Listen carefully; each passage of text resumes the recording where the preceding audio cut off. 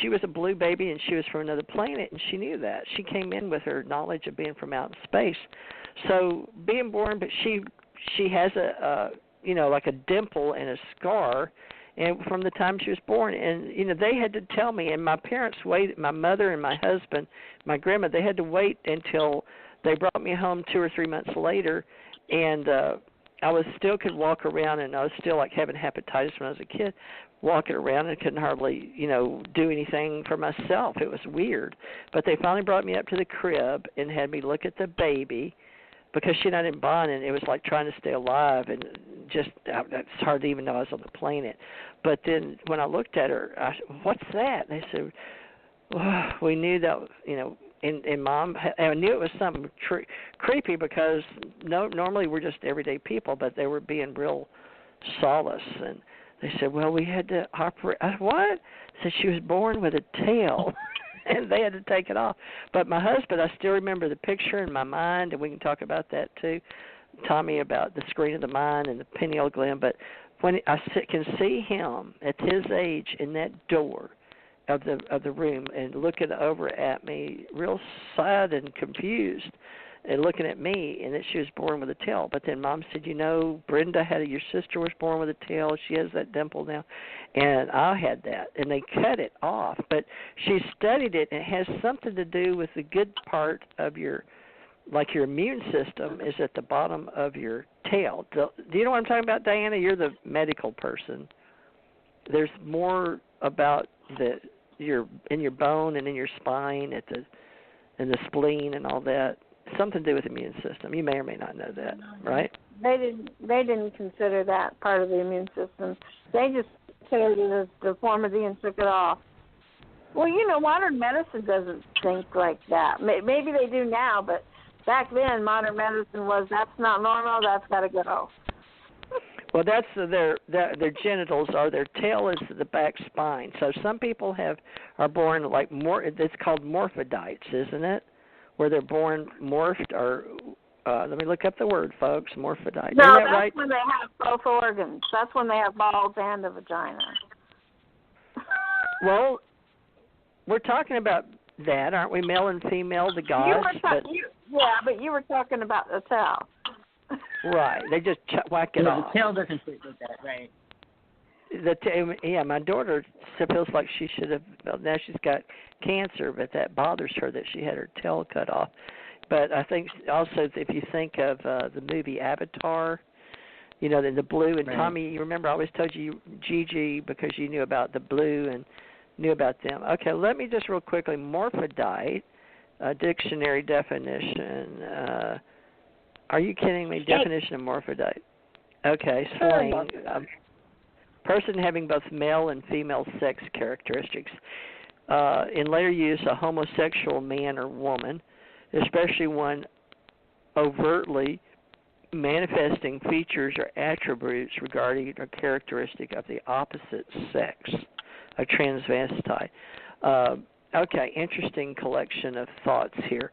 All right, so going from prayer and meditation, we morphed into a god and goddess behind a vault and a pyramid to being born with both genitals to a tail. Interesting conversation. All right, so Tommy and Diana, back to you. Definitely know that you can heal, and you're both healers, as am I. But we've had some tight.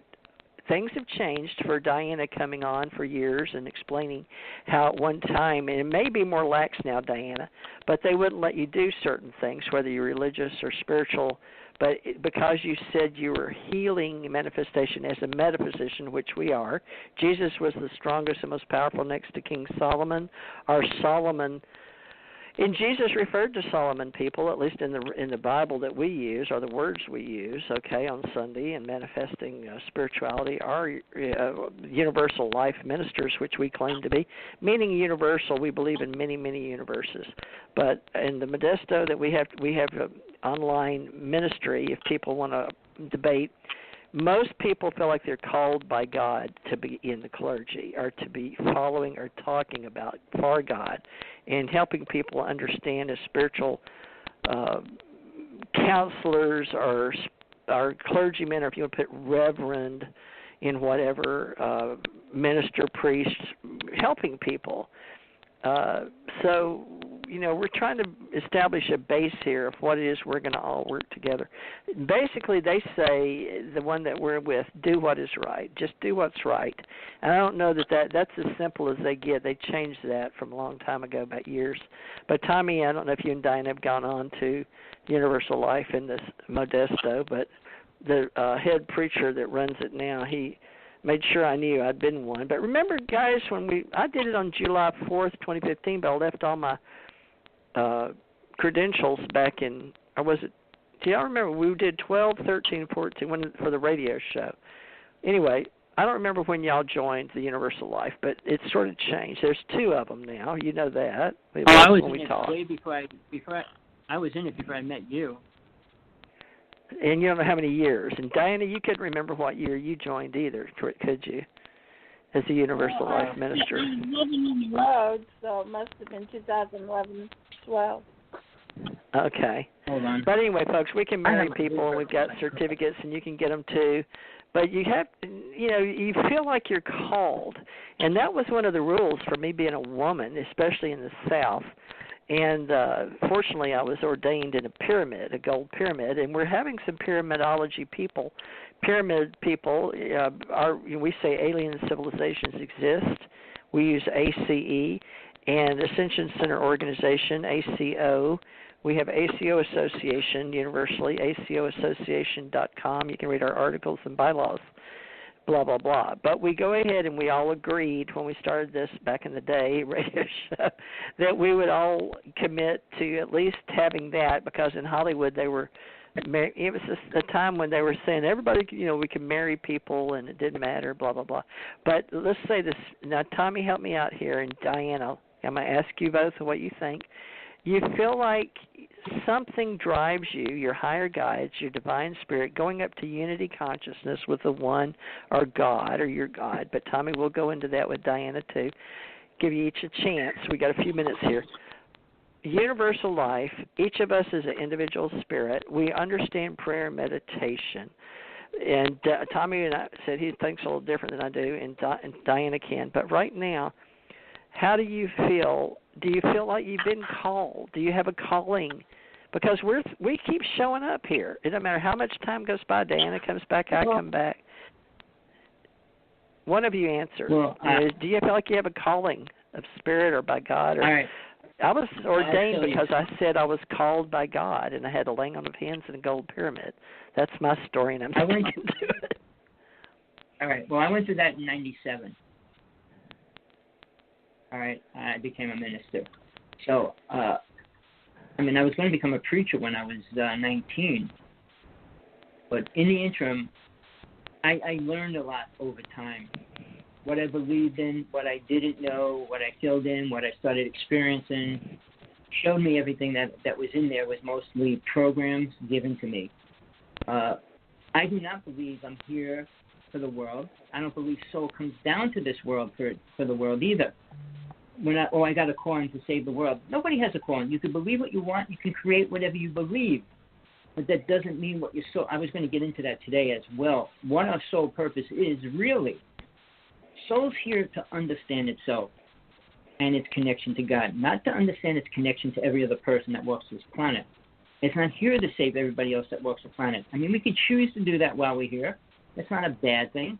But we don't help that many people. That's what I was asking. We're meeting here. We got something in common. We call it Universal Life Ministry, at least to give us some kind of, connection to something that we don't feel like we're just flapping out our jaws.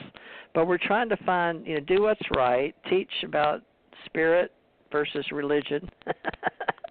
Whatever else we want to talk about, morphidites and people being born with tails and blue. I don't know. But, being serious, being called as a healer, a spiritual healer. And Tommy, you know what I'm talking about. I'm trying to find us a foundation here. We have articles and bylaws, folks. I say there's things we can give to people that'll help them find who they are. All right? You can't take a person's karma away. No matter what we tell somebody, we can't take it away from them. So that's the first thing that's wrong about people that think they can do healing work and heal somebody of their karma. Karma is individualized. I mean, what you do, you shall reap, period. There's no other alternative to that. You just can't give it to somebody else to take care of it. So I'm not saying I'm not helping people. We can help people and give them truth to how to find who they are. Because when they do, they will have the ability to leave the lower realm. At that point, all right, now I ask you about the lower realms. Let's go into that real quick, at least basic, because we're going to run out of time. And I want Diana to real quickly. Diana, do you feel like you've been called? And then we'll go into the realms. But I was a nurse healer for all those years. I imagine I was called to heal the body, at least, but I believe in the body, mind, and spirit. So go ahead and let Tommy talk. Okay. Go back, Tommy. And then I want you to do the realms. All right. So reincarnates from the physical to the astral plane and back to the physical plane. Soul came down from the higher worlds and took the body for the first time in the physical reality. Doesn't mean planet Earth. It could have been an alien. It could have been another planet. But it was still in the physical reality, which is the first dimension. I mean, if you go into art and science, first dimension, second dimension, 3D, 4D, they show you dimensional, like you go from a flat drawing to a 3D drawing, and then you go into actual 3D where it comes out of the picture. And we say we have 13, at least everything I've studied. We've always said 13 dimensions. There's always 32. And 32 dimensions? That's just like the Freemasons then, right? They say 32 and then plus 150. I can only say by what I know is true. Each realm, all right, I'm just saying the number. Each realm has grades. Well, let's get it this way. Earlier in this live, you said 32, and then I thought you said 150. What were you talking about earlier? 30. An ancient mystery school, 32. Well, see, remember? Well, wait, here's the thing. There's 5 levels of the lower world. And there's 7 levels of the higher realm. And multiply 3 times 7 is 21. And then if you multiply 4 by 3 is 12. And that brings you closer to the number of the worlds within the 13 realities of God's lower worlds and higher worlds. But the most important thing is the first 5 worlds, which have 3 dimensions in each. So if we talk about the physical and the astral plane, that's where 90% of all souls stay as they reincarnate and go back and forth too.